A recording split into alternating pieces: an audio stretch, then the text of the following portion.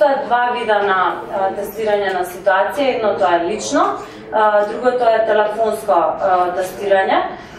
За личното објаснив претходно, за телефонското тестирање можам да кажам дека се применува во ситуации кога исто така постојат наводи за дискриминација, меѓутоа зависно од ситуацијата може да се употреби и телефонско и кога ќе процениме дека е доволно за да се докаже дискриминацијата, поради тоа што има и своји предности телефонското тестирање. Ние ги спроведовме двете и можам од собствено искуство да кажам дека не одзема толку време, поради тоа што оние кои што се заштитни тестери не мора всушност да ги имаат заштитените карактеристики кога се работи за телефонското тестирање, туку е доволно само да кажат дека ги имаат заштитените карактеристики. Еве, например, ние го спроведовме тестирањето на ситуација со градинките во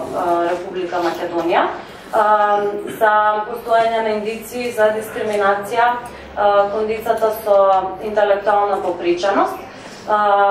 За да го тестираме ова, односно да видиме дали постои таква дискриминација при што се невозможува пристапот до градинките. Најдовме 27 тестерки, го спроведовме на територија на цела држава и во јавните и во приватните градинки, со тоа што заштитените тестерки не ги има карактеристиките, туку наведува дека се мајки на 3-годишни деца кои што имаат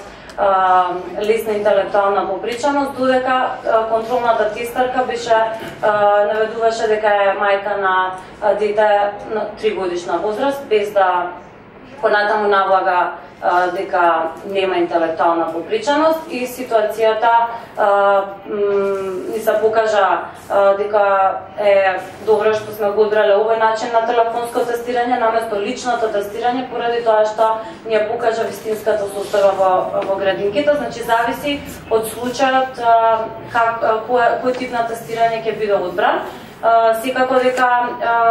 ова го овозможува и оваа публикација, може да се прочитаат многу ситуации и од тоа понатаму да се утврди како ќе биде избран видот на тестирање, поради тоа што навистина има многу примери во различни земји како било употребено и сето тоа треба најпрвен да се исчита, да се подготви и потоа да се донесе одлука кое тестирање ќе биде